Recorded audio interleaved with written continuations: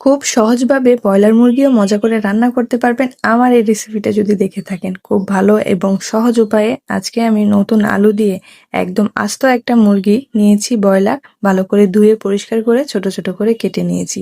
বেশি ছোট করি নেই, মিডিয়াম সাইজ করে নিয়েছি নতুন একদম আলু গোল গোল করে ভালো করে ছিলে ধুয়ে পরিষ্কার করে ভিজিয়ে রেখেছি। এবার পাত্রে বড় একটা হাঁড়িতে আমি 2 কাপের মতো তেল দিয়েছি 2 কাপের মতো পেঁয়াজ কুচি। বেশি করে পেঁয়াজটা দিয়েছি এখানে। পেঁয়াজটা লাল লাল করে ভেজে নিব। ভাজার পরে এর পর্যায়ে এসে আস্ত গোটা মশলা দিয়েছি। মশলাটা দিয়েছি অনেকগুলো, যাতে করে বিরিয়ানির বাটা মশলাটা আমি একটু কম ইউজ করব। এবার দিয়েছি 3 টেবিল চামচ রসুন বাটা, 3 টেবিল চামচ আদা বাটা। এই মশলাগুলো সবগুলো ভালো করে অনেকক্ষণ সময় নিয়ে কষাবো। এবার জয়ফল জয়ত্রী বিরিয়ানির যে মশলাটা থাকে সিক্রেট, এটা তো সবাই জানেন। এই সবগুলো মশলাকে বেটে আমি তারপর এখানে দিয়ে দিয়েছি ঝালের জন্য একটু লাল মরিচের গুঁড়া। এবার পানি দিয়ে আবার ভালো করে কিছুক্ষণ কষাবো।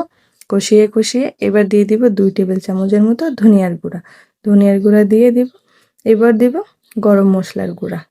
সবগুলো মশলাকে পানি দিয়ে কষিয়ে একদম ভালো করে এই মশলাটা কষাতে হবে। মশলা কষালেই বিরিয়ানির কিন্তু টেস্টটা দ্বিগুণ বাড়ে।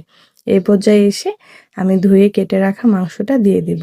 মাংসটা দিয়ে একদম ভালো করে অনবরত নাড়াচাড়া দিয়ে মাংসটাকে মিক্স করে মশলার সাথে ঢুকিয়ে আলুটাও দিয়ে দিয়েছি আমি, যেহেতু আলুটা একটু স্কিপ হয়ে গেছে কিছু মনে করবেন না।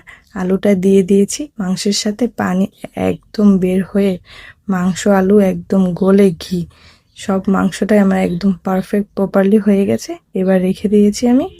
এই পর্যায়ে এসে আরেকটা হাঁড়িতে আমি 1.5 টেবিল চামচের মতো তেল দিয়েছি আর দিয়েছি 2 টেবিল চামচের মতো ঘি। ঘিটা দিলে কিন্তু বিরিয়ানির টেস্টটা সেই হয়। এবার দিয়ে দিয়েছি একদম চিনি গুঁড়া পোলার চাল। এখানে আমি নিয়েছি একদম 3 পট পরিমাপ চাল আমি নিয়েছি।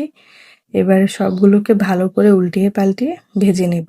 এই ভাজাটা যদি আপনি পারফেক্টলি ভাবে ভাজতে পারেন তাহলে কিন্তু বিরিয়ানির যে ভাবটা কিন্তু একদম চলে আসে।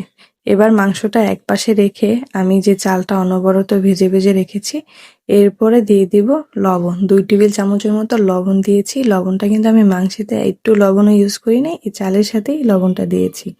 এবার দিয়ে দিব মাংস আলু ভালো করে চালের সাথে একদম মিক্স করে, যেন কোনো দিকেই চালটা না থাকে, সবগুলো ভালো করে মিক্স করে দেওয়ার পরে এবার আমি আগে থেকেই ফুটন্ত গরম পানি করে রেখেছিলাম 1 লিটারের মতো গরম পানি দিয়ে দিয়েছি।